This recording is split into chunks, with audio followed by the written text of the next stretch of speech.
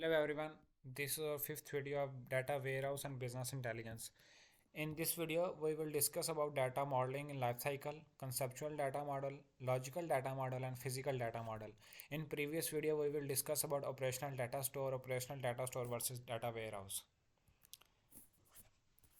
Data modeling life cycle, it is straightforward process of transferring business requirement to fulfill the goal.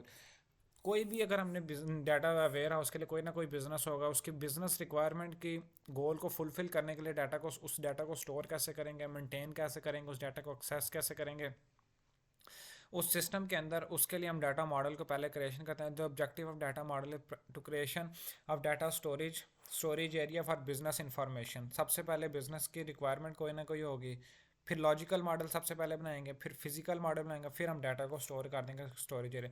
हम direct तो नहीं ना store कर सकते, सबसे पहले कोई लॉजिक मेंटेन करेंगे, कोई बिल्ड करेंगे लॉजिक के इस तरह हम डाटा को स्टोर करें. फिर हम एक फिजिकल मॉडल बनाएंगे कि ये एट्रीब्यूट्स हैं, इसकी ये डाटा टाइप्स है, ये इसका यहाँ पे इतनी इसको स्पेस देनी है, फिर हम उसको स्टोरेज एरिया के अंदर हम स्टोर कर देते हैं. अगर हम कंसेप्चुअल मॉडल को देखें, conceptual model recognize the highest level relationship between different entities. ये सर रिलेशनशिप बिटवीन है डिफरेंट एंटिटीज़, इसके अंदर कुछ भी ज़्यादा डिटेल नहीं है. इट कंटेन, अगर हम इसके करेक्टरिस्टिक को देखते हैं, it contains the essential entities and relationship among them. No attributes, कोई भी एट्रीब्यूट नहीं है. नो प्राइमरी की, कोई प्राइमरी की नहीं इसके अंदर यूज़ करेंगे. वही भी see that only data shown via conceptual data model. अब देखें सेल, अगर सेल का फैक्ट देखें, सेल टेबल सेंटर में जो सेंटर वाला टेबल उसका फैक्ट टेबल कहते हैं, जो इर्द गिर्द सराउंडिंग टेबल है उनको डायमेंशन टेबल कहते हैं. सेल के अंदर डाटा डायमेंशन होगा, प्रोडक्ट की होगी, जो ये तीन तरह के टेबल डायमेंशन हैं, और सेंटर में फैक्ट टेबल है. तीन अलग अलग एंटिटीज़ हैं. तो इसमें सिर्फ कुछ भी एट्रीब्यूट्स या कोई प्राइमरी की या कुछ भी नहीं हमने करना, सिर्फ अभी एक कंसेप्ट बनाना है कि इस तरह करके हम अपना डाटा स्टोरेज के अंदर हम डाटा मॉडल बनाएंगे. Now move toward logical model.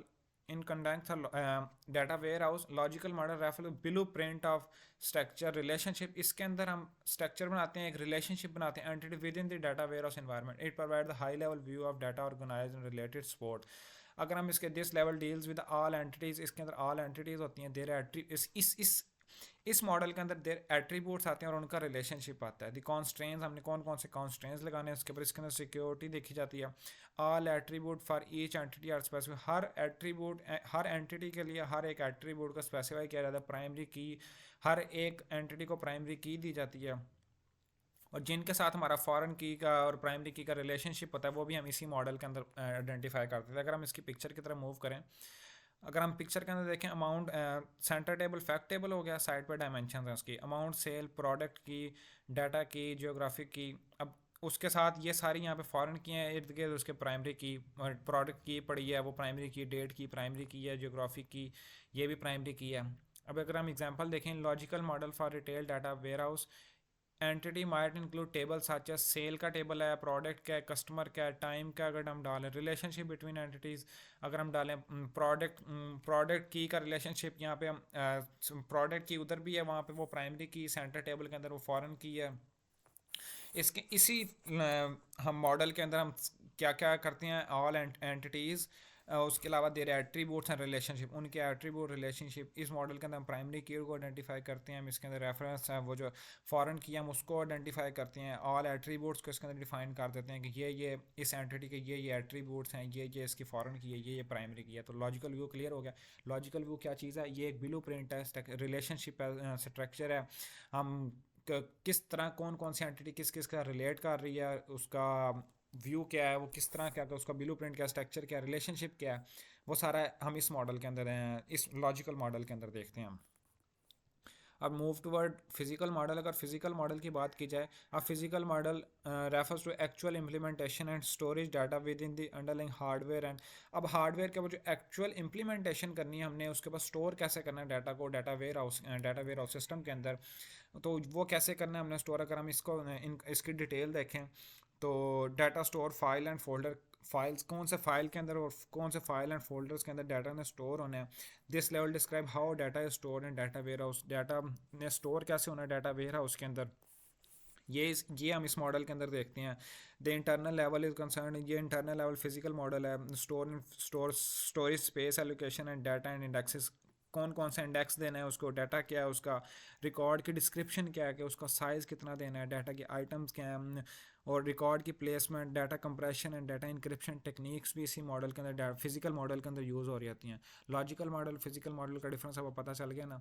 जो लॉजिकल मॉडल था, लॉजिकल मॉडल के अंदर हमने क्या किया है, हमने उसकी सारी एंटिटीज़, उसके एट्रीब्यूट्स को डिक्लेयर कर दिया, उनका रिलेशनशिप को कर दिया, कॉन्स्ट्रेंट्स बता दिए।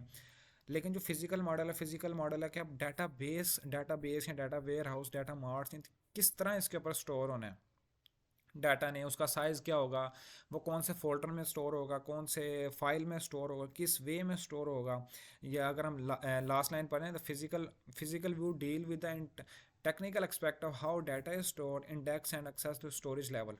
वो स्टोरेज लेवल के ऊपर एक्सेस कैसे किया जाएगा, कौन से इंडेक्स पे जाएगा, स्टोर किस तरह होगा, और रिकॉर्ड की प्लेसमेंट क्या है, डाटा कंप्रेशन और डाटा इंक्रिप्शन की टेक्निक्स फिजिकल मॉडल के अंदर। अगर हम इसके पिक्चर देखें, अमाउंट सेल, अब वो जो अमाउंट सेल है, अब वो क्या कहते हैं यहाँ पे, वो एक प्राइमरी की है स्टेबल के अंदर, उसको हमने इंट दे दिया है। डेट की को फॉरेन किया तो उसको भी हमने इंट दे दिया, प्रोडक्ट की भी इंट दी, ये डाटा टाइप उसको इंट दिया है, उसको जियोग्राफिक की जो है उसको भी डाटा टाइप इंट दिया है। फिर अगर हम डायमेंशंस के अंदर, डायमेंशन टेबल के अंदर देखें तो वहाँ पे डिस्क्रिप्शन को वार चार दे दिया है कि वो वार चार, और प्राइसिंग को नंबर हमने दे दिया है, हर एक को डिफरेंट टाइप का मॉडल दे दिया है, मतलब उसको हमने डाटा टाइप दे दिया कि ये डाटा टाइप इसके अंदर यूज़ होगी, इतनी इसने स्पेस की एलोकेशन इसके अंदर करनी है, और इसकी इतनी इसको स्पेस दी है, इस डिस्क के ऊपर जाके इसने स्टोर करना है। ये फिजिकल मॉडल हमारा डिफाइन करता है।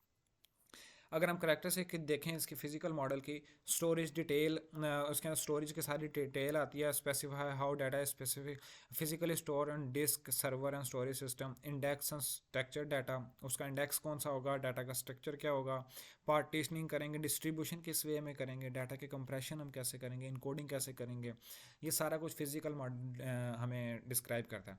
अगर हम एक बार पीछे से दोबारा से अगर हम देखें तो कंसेप्चुअल मॉडल में सिर्फ आपने एक कंसेप्ट बना लिया कि मेरे पास ये टेबल है, इसके इर्द गिर्द ये डायमेंशंस आएंगे।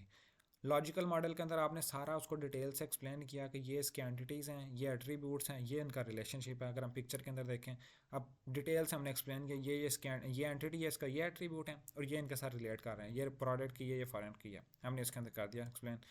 फिर हम फिजिकल मॉडल की तरफ अगर मूव करें, फिजिकल मॉडल है कि उसको डाटा कितना एलोकेट करने हैं, उसकी डाटा टाइप क्या होगी, स्टोर किस तरह होगा, कौन सी डिस्क पे स्टोर होगा जाके, ये हमारा फिजिकल मॉडल हमें एक्सप्लेन करता है। अगर हम इसकी पिक्चर देखें तो ये फिजिकल मॉडल हमें एक्सप्लेन करता है। वही अगर इसके हम करेक्टरिस्टिक की बात करें, स्टोरेज डिटेल क्या है, इंडेक्स एंड स्ट्रक्चर क्या है, डाटा कंप्रेशन एंड कोडिंग क्या चीज़ है, ये सारा किस तरह कंप्रेस होना है, कौन सी इंक्रिप्शन की टेक्निक लगनी है, किस डिस्क के अंदर जाके पार्टीशनिंग करनी है, इंडेक्स हमने कौन सा देना है, data optimization technique and faster data retrieval access, किस तरह हम उसको रिट्रीव कर सकते हैं, एक्सेस कर सकते हैं। Thank you so much.